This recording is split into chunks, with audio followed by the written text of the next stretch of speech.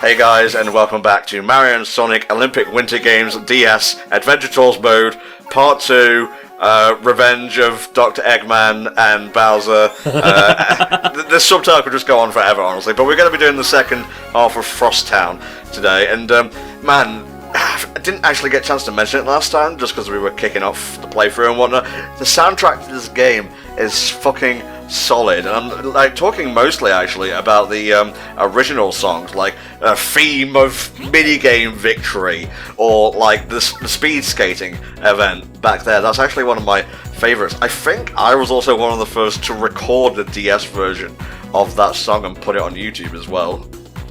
What a claim to fame. Look, but yeah, but I will say, like, the music here, like, even like the overworld songs that we hear right now, and there's some that are really cool later on, they're not necessarily the most memorable Sonic music out there, no. But as an accompaniment to the game, I do really like this, and it really sets the mood well. In fact that, like, it's not too heavy, it's just enough to kind of set the scene, and the fact that it complements the snowy weather in all the worlds as well, it all comes together really nicely, I think. Speaking of the snow and whatnot, Richie, I might be a little bit reductive in asking you here, repetitive, redundant. Any snow around your corner of Nottingham? No, not yet. I mean, it's been frosty. Like, there's been a lot of frost everywhere. Like, I've been going out to my car and having to scrape it every bloody morning.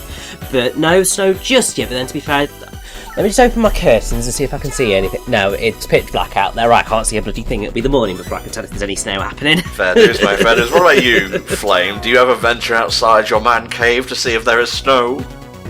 I open the window sometimes, but I haven't had any snow yet recently. Like, usually when I get snow around here, it's more so early in the year rather than November, December sort of time. So yeah, I'll probably get hit with it, and then naturally the whole area will come to a standstill because we can't cope with snow at all, even though we get it every single year.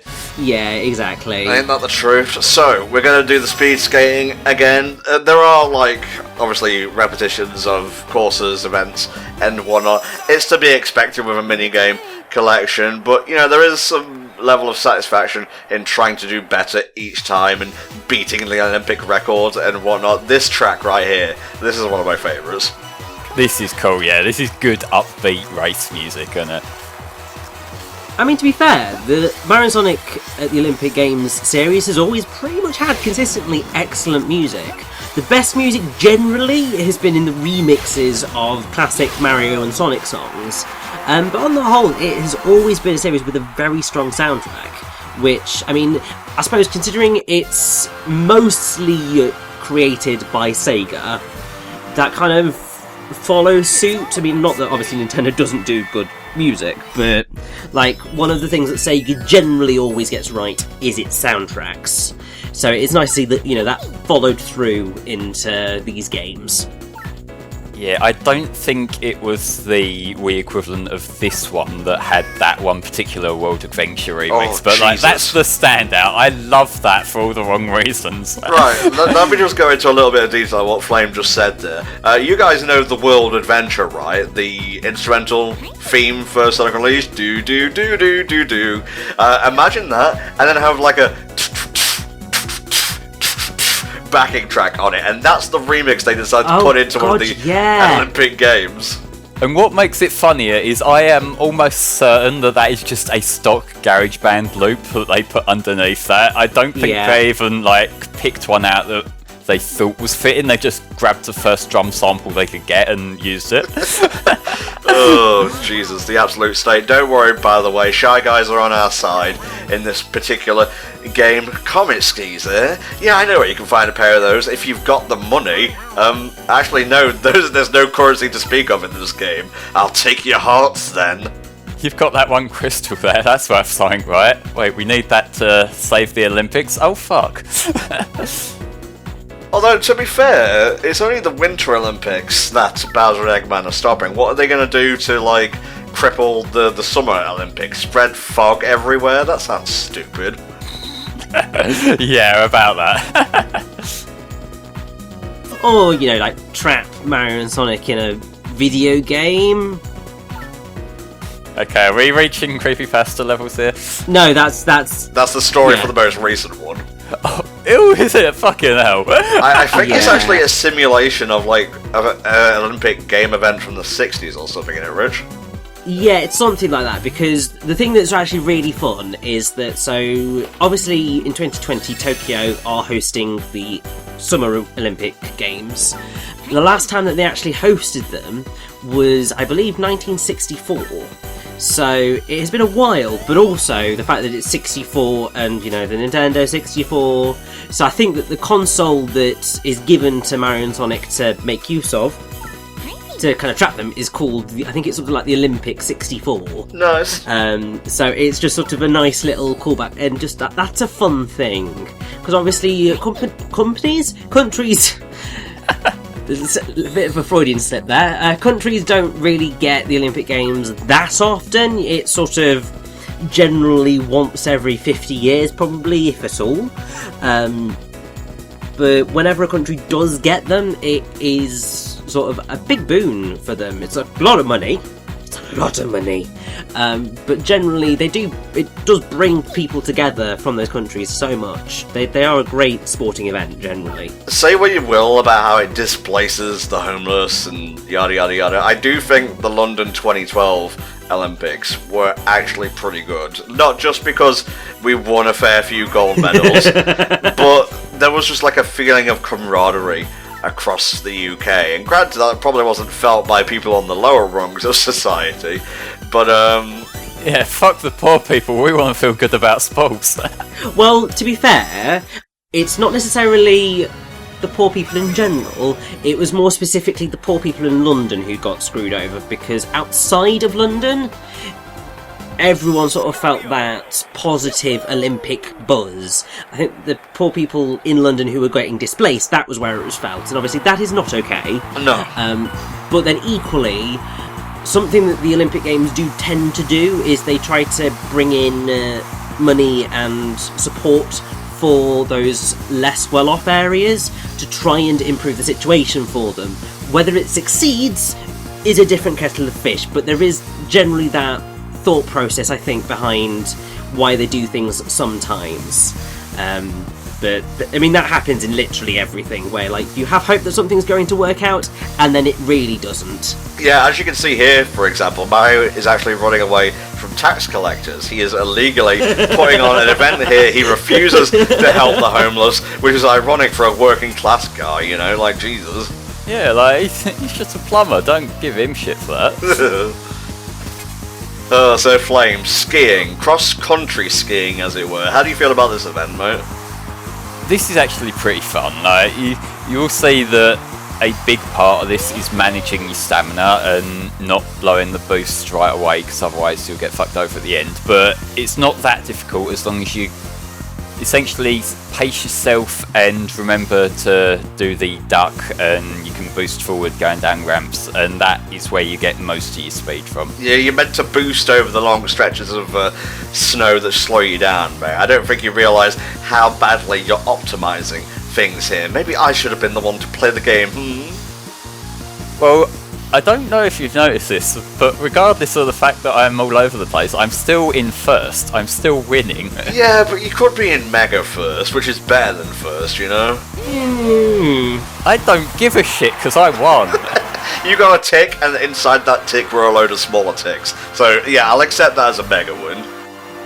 Yeah, and I get to take back what I was saying about how the models look okay zoomed out, because he was really a bit of a mess there, but yeah. Oh god, that just reminds me, have you ever seen the distance model from Mario 64? I feel like I have, and it was really scrunched up. Yeah, it's, let's just say Ed like a fucking orange is an understatement. Well, so that's another ice crystal in our repertoire. Now we must find more signs to partake of. We can't deal with that totem right now. We need other characters and whatnot. Let's have a look. Oh, it's Tails! It's our friend! Hey! He's just standing there awkwardly while we've ignored him. Lovely. Oh, Sonic, I hear you're going to be starring in a live-action movie. Why aren't I in it? Do you want to? Yeah! I mean, I think we can all agree that, considering what we were initially shown, the Sonic model that they've currently got for the Sonic movie is miles better. It's great. It's not perfect, but it's miles better than what we had, and at least means that, we can go into that film thinking this is at least going to be okay visually. Whether the plot's any good or it's a fun movie is a different kettle of fish, but we're not going to watch it and just go, frick am I watching? I can do it. The model is better, but I will say, and I know this is one of the kind of scapegoat arguments that people try to dismiss, but I legitimately think the blue arms look wrong. I mean, I do agree on that one, but that sort of brings into the constant argument of what should Sonic look like. I agree, blue arms don't feel right, but to be fair, that's probably partially because we've only really ever known Sonic with non-blue arms. The only time he's had blue arms was Boom, and everyone hated Boom, so... Well, we can get into that argument later. The whole blue arms thing, it's mostly because when he crosses his arms, they kind of blend together with his body.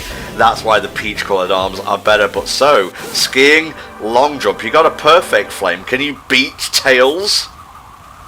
Well, given he can fly and I can't, I think he has an unfair advantage. Yeah, what the fuck? Why is he allowed in this? Double perfect, motherfucker. I'm gonna beat you over the head with these. Yeah, I think I've beat Tails just fine, but it's like a best-of sort of thing, so we're going to see another couple of attempts. You do have to watch Tails, you can't speed him up and get to your turn. Oh, that's a little bit rubbishy, but hey, these things happen. I mean, this is how these sports work. I mean, considering they are video game representations of these things, they are relatively accurate in terms of what happens in the actual sports, and that you do multiple runs of like ski jump and all that jazz. Something about Tails' demeanour makes me think that we're gonna win here, Flame. Are we? Well, I'd hope so, otherwise I fucked up my editing, but we'll see. I like all the sprite work for the guys in the stands and whatnot. Obviously, we couldn't put, friggin' 3D models there, otherwise I think the DS might explode. And it is important to remember this is on the DS, not the 3DS, which makes it even more impressive in my eyes. Oh god, yes. Although it does mean that in the overworld you are limited to 8 directions, which isn't quite as smooth as I would like. Who gives a shit? You're not doing precise platforming. No, but I mean when I accidentally walk into the wall because I'm using an analog stick on the 3DS and it feels like I should be able to get around there, and I am pedantic as fuck. Well, at least you're not the one recording Pokemon when every time you bump into a surface like DOOM! Look, I've done Pokemon runs too. I went out my way for my fucking Crystal run to not get a single one of them little bumps because it annoys me so much. Wow, that is OCD on a level I left behind many years ago with the no-hit runs, so I'm sorry, I guess. Also, Tom, just if it make you feel better, make sure you get those headphones and just turn down the sound effects a little bit. It makes it so much more bearable. I did that in my run.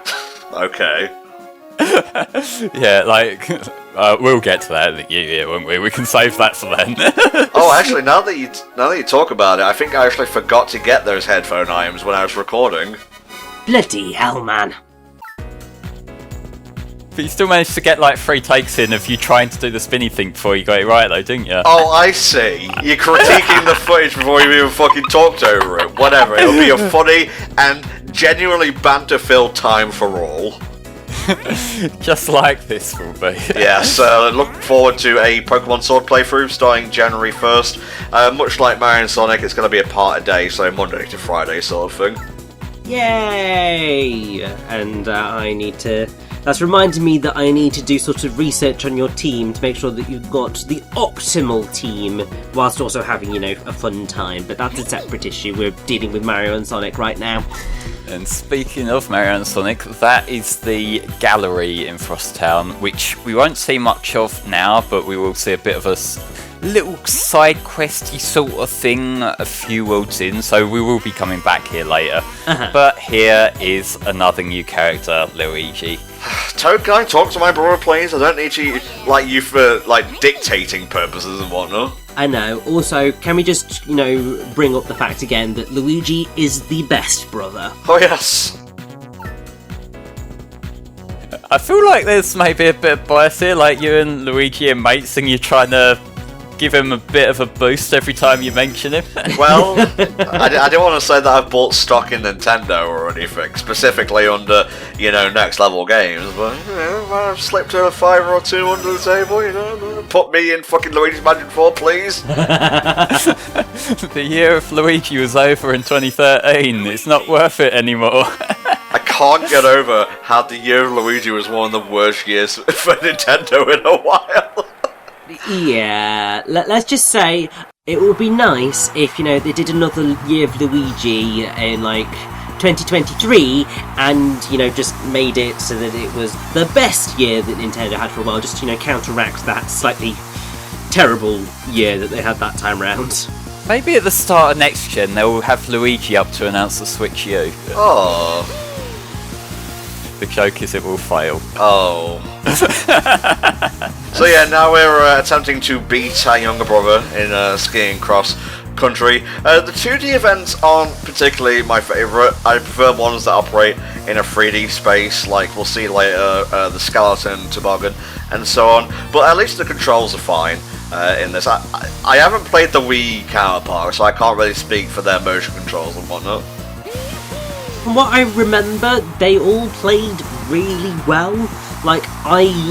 With the original Mario & Sonic at the Olympic Games, I did have frequent frustrations with how the games played, and some games were a lot more fun than others. I loved swimming. Swimming was amazing in that game, but running was a pain, hurdles were a pain, any of the jumping ones were awful, it was slightly painful. But in the Olympic Winter Games, I just remember having a lot of fun with all of the game types, and the motion controls all worked. The fun thing with the Wii version also was that you were able to play some of the games with the Wii balance board. Not that I ever did that, but it was something that you could do, and it's just as a thing that is possible, that's just fun. Yeah, I guess so. Man, it has been a while since I broke out the balance board. I think if I go back now, it'll just be like, nope, fuck off. Yeah, I remember playing a bit stuff on the balance board because my mum had it shortly after it came out. It's never really been my kind of thing. I always leant more towards Wii Sports than Wii Fit. But yeah, I will say in terms of the controls for this game, there's some exceptions, but the general rule I've found is that I like the ones with the buttons, not so much the ones with the touchscreen. But that's kind of DS games in a nutshell, really, for me. Luigi, join the team, hell yes! Perfection. So now both series have their respective sidekicks on the team. Not sure how I feel about Luigi being referred to as a sidekick, per se. He's a recolor, come on. I like him, but he's a recolor. I had a mini aneurysm there, because not only are you technically right, but it pisses me off because I liked Luigi a lot.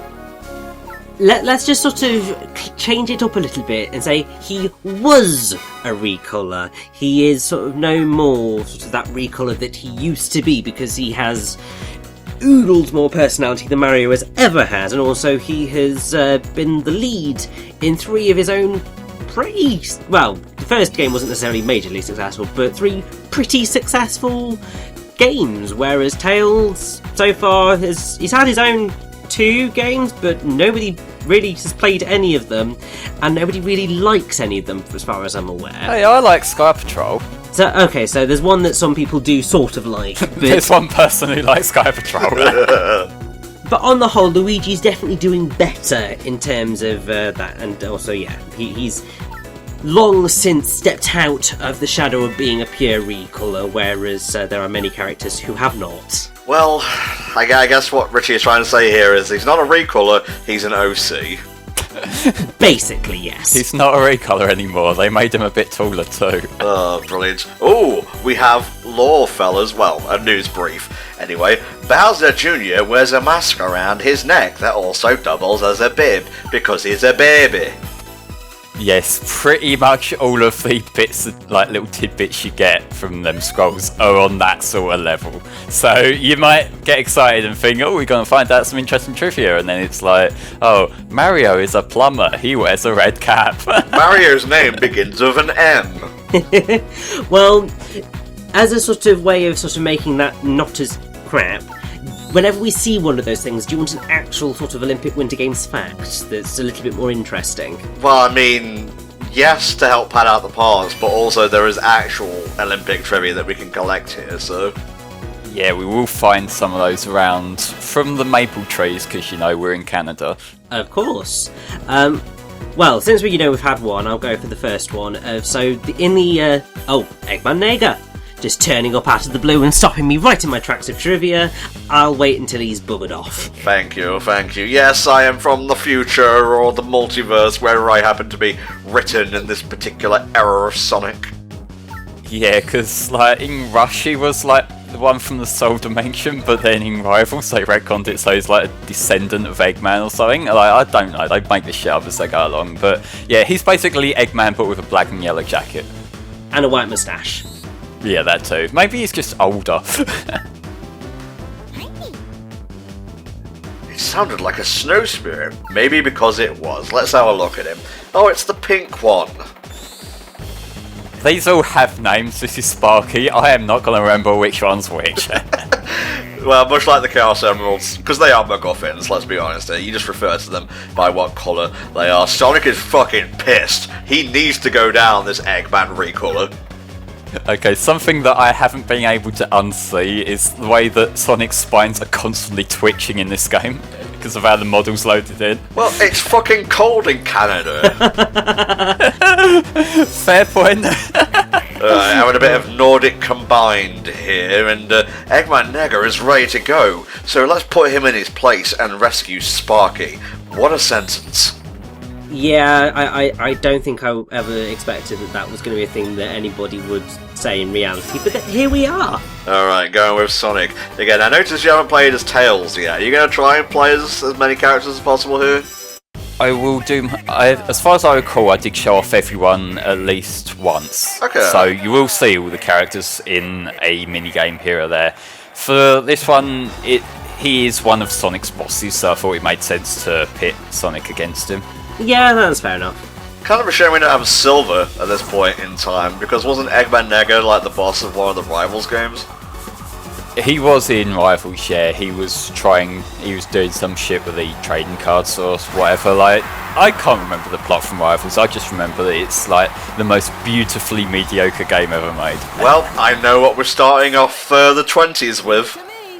Oh, we are doing Rivals one day. I'm going to make sure of it. No, that's what I'm talking about. It's going to be the first Sonic playthrough of the 2020s. I think it's time, mate. Oh god. We'll see. Like, I like how we've got these lists of it's time when we haven't done fucking Sonic 1 yet. I mean, everyone and like their fucking YouTubing grandma has done Sonic 1. I just want to go outside the box a little bit, you know? Yeah, which is why you've done essentially nothing but Nintendo games this year. That's not true. There was Spider-Man, there was Hat in Time, there was Mario Maker 2, there was Luigi. Fuck! Absolutely right, and I hate that flame. The incel has burnt me forevermore. Well, stop making it so easy then! Well, maybe one day I will, Flame, but not today. Yeah, well, I mean, to be fair, there are at least next year 2 titles of games that, you know, we said were quick looks that were going to be extended into full games that may get covered next year that are not Nintendo games. So that, at least, you know, opens up things a little bit. And just because we're starting with Pokemon Sword does not mean it's going to be fully Nintendo, okay? There, I've said my piece. Let's watch Sonic fly. How the fuck do you get this boost going correctly, Flame? Because I swear, I tried it multiple times and it just does what it wants. It's the Mario Kart system. You put the thing down on 2 and charge it up. Okay. I didn't actually realise it was meant to be on 2, so some of them I did a bit early, and then one of the demos I remember watching, and it explained it on 2, and then I kind of clocked on that, oh, it must be like that for all the games, and from then on I managed to do it fairly consistently. Okay, well, that's the first half of the Nordic Combined done. Now we do the cross-country portion. We're not going to get to like the gun bits until later. We need a gun for that right now. Oh, select a skill. Interesting. How does this work, Flame? You press A and hope for the best. Oh, God. Well, I mean, at least on the plus side, you've got the same one rather than him getting better than you. Yeah, it's a fair race. Eggman Negro is just going to trip you up on the starting line there. Yeah, I think that's kind of cheating. Okay. You want to start moving? What the fuck is he doing? I'm finishing my hot chocolate and now I'm done. I'm racing. That's ridiculous. Like, they just let you have that head start. Yeah, the AI can be a bit wonky sometimes. Not really to the game's difficulty detriment, let me just say that, because some of the events, oh boy, you want to say difficulty spike, have fun with the end game. Oh, yes. Well, I suppose if that is the case, then sort of giving you some slightly easier bosses early on is not the end of the world. Like, Frostown is pretty much the introductory world anyway, so it's not the end of the world there. How many worlds are there in the game, Flame, or levels, should I say? As far as I recall, there's 5 or 6. I think it might be 6 actually. But yeah, they are all snow levels obviously because it's the Olympic Winter Games, but they do enough to keep them mostly distinct from one another, so I don't mind that. Well, I don't mind if we're doing the same basic stuff in each world, as long as they have their own visual flair and whatnot. Some take place during the day, some take place at night. The next one we'll be visiting is a night-based world, so we'll already have a little bit of visual differentiation already. Yeah, and I will say like the snow visuals do look really pretty consistently throughout this game. Yeah. So again, like snow levels quite often do, if you got the whites and the blues, always complement each other really well and make for a really pretty game. There you go. Supersonic downhill. I'll be sure to get right on that.